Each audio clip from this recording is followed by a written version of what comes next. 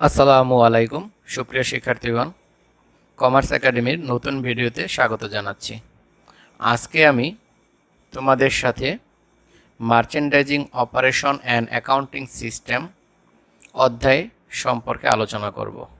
পণ্য ব্যবসায় ও হিসাবরক্ষণ পদ্ধতিতে মজুত পণ্যর হিসাব সংরক্ষণের দুইটি প্রচলিত পদ্ধতি রয়েছে।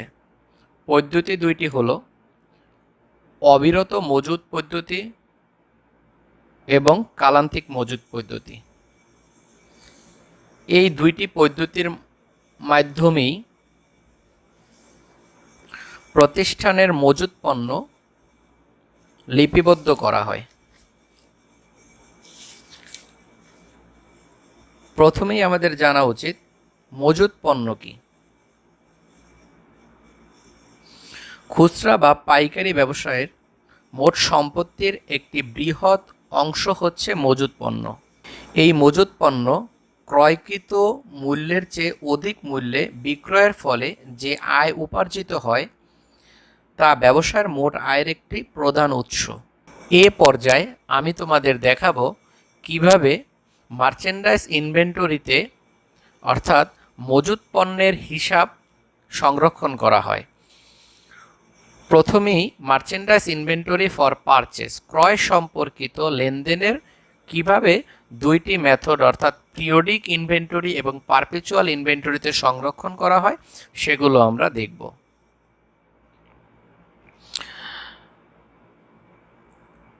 এক, যখন নগদে পণ্য ক্রয় করা হয় তখন জাবেদা হবে। পিরিয়ডিক ইনভেন্টরি সিস্টেমে পারচেজ ডেবিট, ক্যাশ ক্রেডিট। কিন্তু পারপেচুয়াল ইনভেন্টরি সিস্টেমে merchandise inventory debit, cash credit, অর্থাৎ পারচেজের পরিবর্তে মার্চেন্ডাইজ ইনভেন্টরি লিখতে হবে। 2, যখন বাকিতে বা ধারে পণ্য ক্রয় করা হয় তখন জাবেদা হবে। পিরিয়ডিক ইনভেন্টরি সিস্টেমে purchase debit, accounts payable credit. Perpetual inventory সিস্টেমে merchandise inventory debit, accounts payable credit. এক্ষেত্রেও আমরা দেখলাম পারচেজের পরিবর্তে মার্চেন্ডাইজ ইনভেন্টরি শব্দটি ব্যবহার হয়েছে। 3, যখন নগদে ক্রয়কৃত পণ্য ফেরত প্রদান করা হবে তখন জাবেদা হবে। পিরিয়ডিক ইনভেন্টরি সিস্টেমে cash debit, purchase return and allowance credit. Perpetual inventory সিস্টেমে cash debit, merchandise inventory credit. এক্ষেত্রে আমরা দেখলাম পারচেজ রিটার্ন অ্যান্ড অ্যালাউন্সের পরিবর্তে মার্চেন্ডাইজ ইনভেন্টরি শব্দটি ব্যবহৃত হয়েছে। 4, যখন বাকিতে ক্রয়কৃত পণ্য ফেরত প্রদান করা হয় তখন জাবেদা হবে। Accounts payable debit, purchase return and allowance credit. পক্ষান্তরে পারপেচুয়াল ইনভেন্টরি সিস্টেমে accounts payable debit, merchandise inventory credit. এখানেও একই বিষয় আমরা দেখতে পেলাম, পারচেজ রিটার্ন অ্যান্ড অ্যালাউন্সের পরিবর্তে মার্চেন্ডাইজ ইনভেন্টরি শব্দটি ব্যবহৃত হয়েছে। 5, যখন ধারে ক্রয়কৃত পণ্যের অর্থ পরিশোধ করা হয় তখন জাবেদা হবে। এক্ষেত্রে দুইভাবে অর্থ পরিশোধ করা যায়। একটি হলো বার্তার শর্তকালীন সময়ের মধ্যে পরিশোধ করা যাবে, অপরটি হলো বার্তার শর্তকালীন সময়ের পরে পরিশোধ করা যাবে। অর্থাৎ যদি বার্তার জন্য যে সময় বরাদ্দ করা হয়েছে ওই সময়ের মধ্যে পরিশোধ করতে পারি সেক্ষেত্রে জাবেদা হবে। পিরিয়ডিক ইনভেন্টরি সিস্টেমে accounts payable debit, cash credit, purchase discount credit. পক্ষান্তরে পারপেচুয়াল ইনভেন্টরি সিস্টেমে accounts payable debit, cash credit, merchandise inventory credit. দুইটি জাবেদায় লক্ষ্য করলে দেখতে পাই পারচেজ ডিসকাউন্টের পরিবর্তে মার্চেন্ডাইজ ইনভেন্টরি লিখতে হবে। খ, বার্তার শর্তকালীন সময়ের মধ্যে পরিশোধ করতে না পারলে, অর্থাৎ যে সময় আমাদেরকে বরাদ্দ করা হয়েছে বার্তা পাওয়ার জন্য বা বার্তা মঞ্জুরের জন্য, উক্ত সময়ে যদি টাকা পরিশোধ করতে ব্যর্থ হই আমরা, সেক্ষেত্রে যে জাবেদা হবে পিরিয়ডিক ইনভেন্টরি সিস্টেমে accounts payable debit cash credit, অর্থাৎ এক্ষেত্রে আমরা বারটা হারাবো। পক্ষান্তরে পারপেচুয়াল ইনভেন্টরি সিস্টেমে accounts payable debit cash credit, এক্ষেত্রে কোনো পরিবর্তন আসবে না। 6, যখন ক্রয়কৃত পণ্যের পরিবহন খরচ পরিশোধ করা হবে তখন জাবেদা হবে পিরিয়ডিক ইনভেন্টরি সিস্টেমে freight in debit cash credit, perpetual inventory সিস্টেমে merchandise inventory debit cash credit.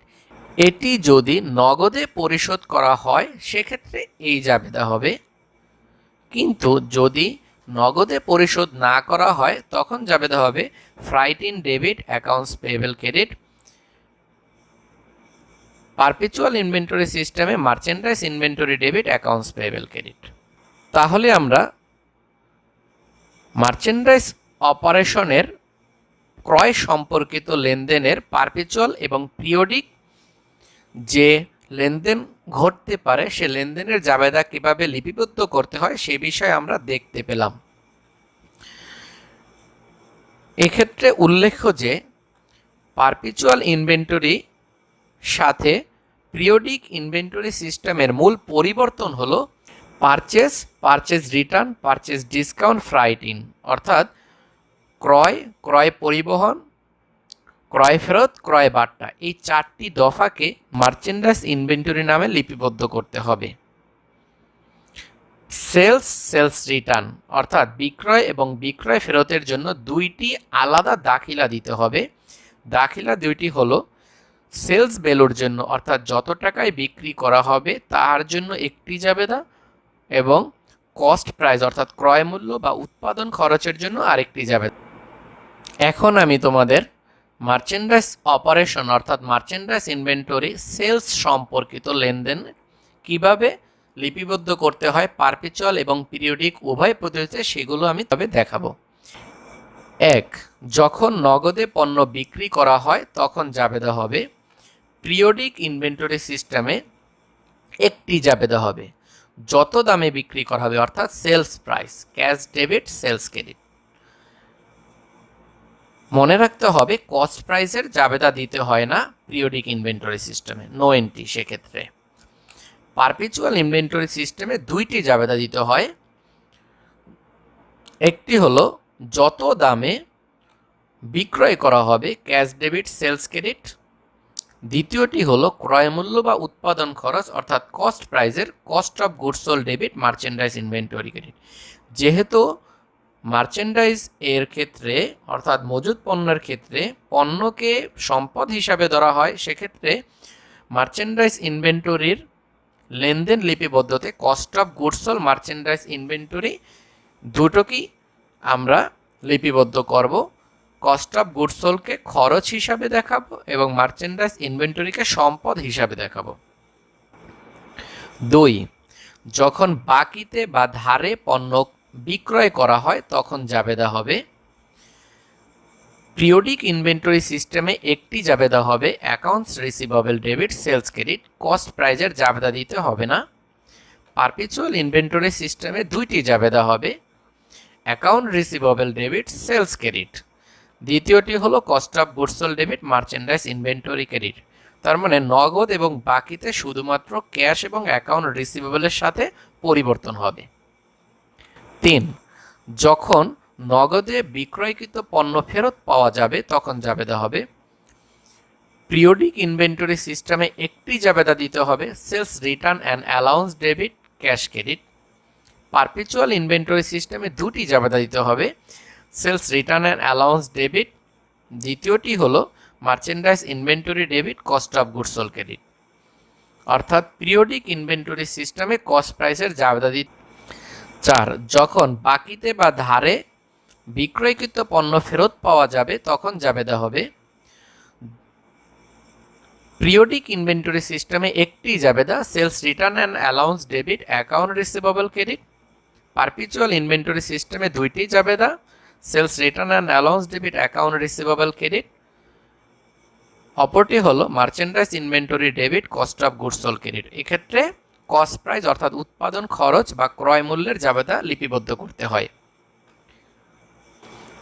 5, যখন বাকিতে বা ধারে বিক্রয়কৃত পণ্যের অর্থ আদায় করা হবে তখন জাবেদা হবে। এক্ষেত্রেও আমরা দুইভাবে বিভক্ত করেছি। একটি হলো বার্তার শর্তকালীন সময়ের মধ্যে আদায় করিলে, অপরটি হলো বার্তার শর্তকালীন সময়ের মধ্যে আদায় করিতে না পারিলে। পিরিয়ডিক ইনভেন্টরি সিস্টেমে বার্তার শর্তকালীন সময়ের মধ্যে যদি অর্থ আদায় করা যায় তখন জাবেদা হবে cash debit, sale discount debit, account receivable credit. পক্ষান্তরে পারপিচুয়াল ইনভেন্টরি সিস্টেমে cash debit, sale discount debit, account receivable credit.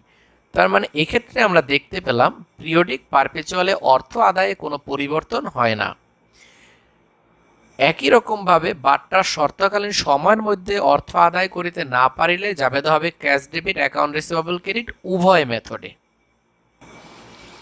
Perpetual method এবং পিরিয়ডিক মেথডে ধারে বিক্রয়কৃত পণ্যের অর্থ আদায়ের জাবেদার পরিবর্তন হয় না। 6. যখন বিক্রয়কৃত পণ্যের পরিবহন খরচ প্রদান করা হয় তখন জাবেদা হবে fried out debit, cash credit.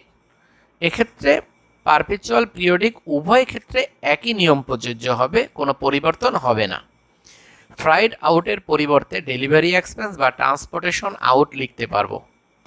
এ পর্যায়ে আমরা ট্রান্সপোর্টেশন অর্থাৎ পরিবহন সম্পর্কে কিছু নিয়ম আলোচনা করব। পরিবহন সম্পর্কিত লেনদেনগুলো লিপিবদ্ধের জন্য সাধারণত 5টি পদ্ধতি রয়েছে। এই 5টি পদ্ধতি থেকে 3টি পদ্ধতি সরাসরি লেনদেনের উপর প্রভাব বিস্তার করে। ক এফওবি শিপিং পয়েন্ট, খ এফওবি ডেস্টিনেশন, গ CIF. FOB shipping point. FOB শব্দের পূর্ণ রূপ হলো ফ্রি অন বোর্ড এবং শিপিং পয়েন্ট বলতে জাহাজ ছাড়ার স্থানকে বোঝায়।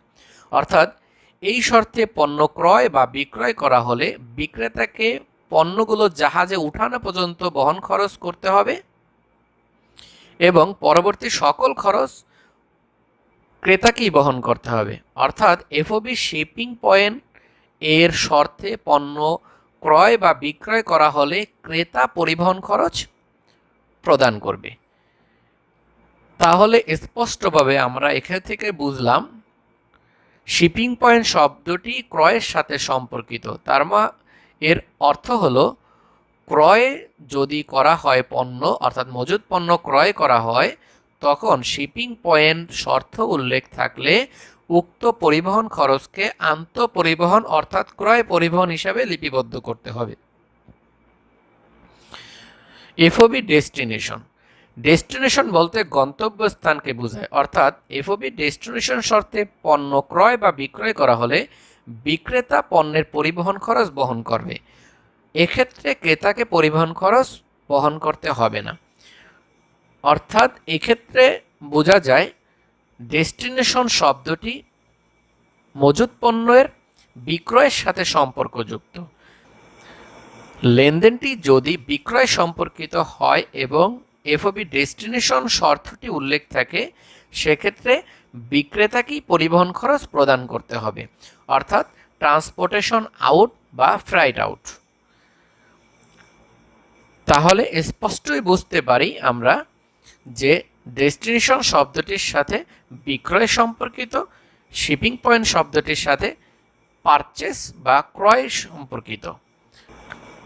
সিআইএফ পণ্য ক্রয় বিক্রয় এ ধরনের শর্তের অর্থ হচ্ছে বিক্রেতা পণ্যের বীমা ও পরিবহন খরচ বহন করবে, অর্থাৎ ক্রেতা বীমা ও পরিবহন খরচ বহন করবে না। এ পর্যায়ে আমরা দেখব কি শর্ত দেয়া থাকলে লেনদেন কাহার বইতে লিপিবদ্ধ করতে হবে। এফওবি শিপিং পয়েন্ট শর্তে বিক্রেতার বহিতে নো এন্ট্রি লিপিবদ্ধ হবে না লেনদেন, ক্রেতার বহিতে লিপিবদ্ধ হবে মার্চেন্ডাইজ ইনভেন্টরি বা fruit in debit, cash credit. Merchandise inventory perpetual inventory সিস্টেমে লিখতে হবে, ফ্রাইট ইন পিরিয়ডিক ইনভেন্টরি সিস্টেমে লিখতে হবে। এফওবি ডেস্টিনেশন থাকলে delivery expense debit, cash credit বিক্রেতার বহিতে, কিন্তু ক্রেতার বহিতে লেনদেন লিপিবদ্ধ করা যাবে না। সিআইএফ উল্লেখ থাকলে insurance and fruit expense debit cash credit বিক্রেতার বইতে লিপিবদ্ধ করতে হবে, ক্রেতার বইতে পরিবহন খরচ লিপিবদ্ধ করা যাবে না। এফওবি শিপিং পয়েন্ট শর্তে পণ্য ক্রয় বিক্রয় হলে ক্রেতার বহিতে পণ্যর বহন খরচ অর্থাৎ পরিবহন খরচের লেনদেন লিপিবদ্ধ করতে হবে।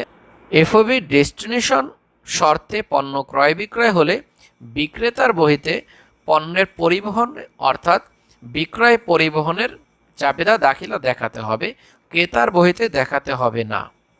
শিক্ষার্থীগণ, মার্চেন্ডাইজ অপারেশন অ্যান্ড অ্যাকাউন্টিং সিস্টেমে মজুত পণ্যর লেনদেন লিপিবদ্ধের জন্য এতক্ষণ আমরা যে আলোচনা করেছি সেটি হলো গ্রস মেথড অর্থাৎ মোট পদ্ধতি। এ পর্যায়ে আমি তোমাদের নিট পদ্ধতি এবং মোট পদ্ধতির লেনদেন লিপিবদ্ধের যে পার্থক্যগুলো রয়েছে সে পার্থক্যগুলো দেখাবো। 1. যখন বাকিতে বা ধারে পণ্য ক্রয় করা হয় তখন জাবেদা হবে purchase debit accounts payable credit periodic inventory সিস্টেমে, পক্ষান্তরে পারপেচুয়াল ইনভেন্টরি সিস্টেমে merchandise inventory debit accounts payable credit. পূর্বের পদ্ধতির নেই আমাদের লেনদেনগুলো লিপিবদ্ধ করতে হবে। এক্ষেত্রে মনে রাখতে হবে লেনদেন লিপিবদ্ধের ক্ষেত্রে বাট্টা বাদে অবশিষ্ট অঙ্ক লিপিবদ্ধ করতে হবে। 3. যখন বাকিতে বা ধারে ক্রয়কৃত পণ্যের অর্থ পরিশোধ করা হবে তখন জাবেদা হবে পিরিয়ডিক ইনভেন্টরি সিস্টেমে জাবেদা accounts payable debit purchase discount lost debit cash credit, অর্থাৎ এক্ষেত্রে বাট্টা ফেরত প্রদান করতে হবে। পক্ষান্তরে পারপিচুয়াল ইনভেন্টরি সিস্টেমে accounts payable debit merchandise inventory debit cash credit, এক্ষেত্রে পরিবর্তন হলো পারচেজ ডিসকাউন্ট লস্টের পরিবর্তে মার্চেন্ডাইজ ইনভেন্টরি লিখতে হবে। পূর্বেই আমরা আলোচনা করেছি দুইটি পদ্ধতির ক্ষেত্রে পারচেজ সম্পর্কিত লেনদেনে পরিবর্তন হয়। বাট্টার অঙ্ক এক্ষেত্রে বাজেয়াপ্ত করতে হবে। Merchandise inventory for sale net basis gross বেসিসের লেনদেন লিপিবদ্ধ করার ক্ষেত্রে একই নিয়ম প্রযোজ্য হবে। আশা করি আজকের ভিডিওটি তোমাদের মার্চেন্ডাইজ ইনভেন্টরির অঙ্ক প্রস্তুতে সহায়তা প্রদান করবে। মার্চেন্ডাইজ ইনভেন্টরিতে কিভাবে পারপেচুয়াল এবং পিরিয়ডিক পদ্ধতিতে ক্রয় ও বিক্রয় সম্পর্কিত লেনদেনগুলোর হিসাব সংরক্ষণ করতে হয় সে বিষয়ে একটি ধারণা দেওয়ার চেষ্টা করেছি। আগামী ভিডিওতে first in first out, last in first out, weighted average method, moving average বা সিম্পল অ্যাভারেজ মেথড সম্পর্কে আলোচনা করব। সে পর্যন্ত ভালো থাকো, সুস্থ থাকো, নিরাপদে থাকো।